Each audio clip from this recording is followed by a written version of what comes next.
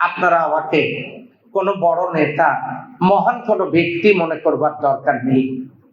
আমাকে আপনাদের খাদেম মনে করুন। বিগত দিনে আমরা দেখেছি ভোটারকে না নিয়েও নির্বাচন হয়েছে, ভোট ছাড়াও জনপ্রতিনিধি হয়েছে, কিন্তু এইবার আমি মনে করব স্মরণকালের ইতিহাসে একটি প্রতিদ্বন্দ্বিতামূলক নির্বাচন হয়েছে। কোথাও কারো কোনো অভিযোগ বা অনুযোগ থাকতে পারে, এর জন্য আদালত আছে, নির্বাচনী কোর্ট আছে। অভিযোগ করে যদি প্রমাণিত হয় এখানকার এমপি হওয়ার যোগ্য আমি না, আমাকে বাদ দিলে কোনো সুবিধা ছিল না, তিলকে তাল করে যারা দেশ গড়ার স্বপ্ন মানুষকে এতদিন দেখালেন, তারা আমাদের উপজেলায় নির্বাহী কর্মকর্তার জন্য বরাদ্দকৃত কোটি টাকার গাড়িটা ভাঙচুর করলেন নির্লজ্জ ভাবে। আপনাদের বিবেকেও লাগলো না। আমাদের প্রশাসনের কয়েকজন কর্মকর্তাকে আপনারা হ্যাস্ত করলেন। কোটি টাকার গাড়ি ভাঙচুরের মাধ্যমে আপনারা দেশপ্রেমের যে দৃষ্টান্ত উপস্থাপন করলেন, পীরগঞ্জের এই 5 লাখ মানুষটা অবশ্যই মনে রাখবে। আপনারা বিচার দিয়ে আদালত থেকে রায় নিতে পারেন, কোনো অসুবিধা নেই, কিন্তু আপনারা যে ভাঙচুরের রাজনীতি শুরু করলেন, আপনারা যা শুরু করলেন, আপনারা মনে করেন না আমরা ঘুমিয়ে আছি। আমি বলতে চাই, পীরগঞ্জ যদি আপনার সমস্যা, মিঠাপুকুরে জিততে পারলেন না কেন? মিঠাপুকুরে যদি সমস্যা মনে করেন, রংপুরে একে জিততে পারলেন না কেন?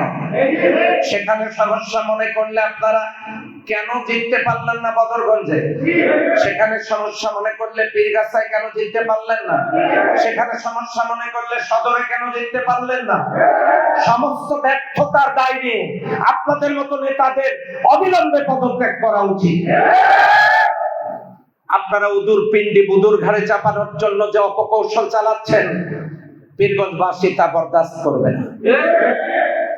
একটা আসনও জিততে পারলেন না।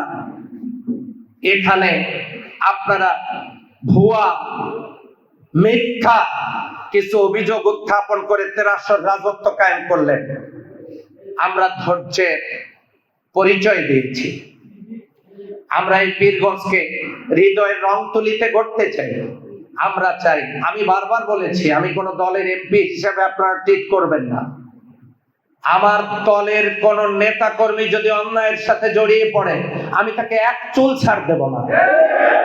পাশাপাশি অন্য সম্মানিত উপস্থিতি, আমরা ঐক্যবদ্ধ পীরগঞ্জ করতে চাই। কে কোন দলের, আমরা দলীয় বিচার করতে চাই না। আমরা সকলে মিলেমিশে, আমরা নিশ্চয় জানি এই পীরগঞ্জকে গোটা পৃথিবী চেনে। এই পীরগঞ্জ সেই পীরগঞ্জ যেখানকার এমপি হয়ে প্রেসিডেন্ট হয়েছে, যেখানে এমপি হয়ে প্রধানমন্ত্রী হয়েছেন, যেখানে এমপি হয়ে স্পিকার হয়েছেন, যেখানে এমপি হয়ে মন্ত্রী হয়েছেন, যেখানে শহীদ আবু সাইদ। এই পীরগঞ্জ এশিয়া মহাদেশের ভিতরে সর্ববৃহৎ কয়লার খনি বুকে ধারণ করে আছে। এই পীরগঞ্জে বাংলাদেশের একমাত্র লোহার খনি, খনিজ সম্পদে সমৃদ্ধ এই পীরগঞ্জ, অনন্য উচ্চতায় এই পীরগঞ্জ। আমরা সকলে দল মতের ঊর্ধ্বে উঠে এই পীরগঞ্জকে সাজাবো হৃদয়ের রং তুলিতে। বাংলাদেশ জামাত ইসলামী সহ 11 দলের পক্ষ থেকে আমাকে প্রার্থী ঘোষণা করা হয়েছিল। আল্লাহ আমাকে বিজয় দান করেছেন। আপনারা আমাকে কোনো বড় নেতা, মহান কোনো ব্যক্তি মনে করবার দরকার নেই। আমাকে আপনাদের খাদেম মনে করুন। আমি যেন আপনাদের সাথে থেকে আপনাদের সহযোদ্ধা হয়ে কাজ করতে পারি। আমরা যদি সিদ্ধান্ত গ্রহণ করতে পারি, তাহলে আমরা অবশ্যই মাদক, সন্ত্রাস, দুর্নীতি, চাঁদাবাজি, টেন্ডারবাজি মুক্ত পীরগঞ্জ করতে পারবো ইনশাআল্লাহ।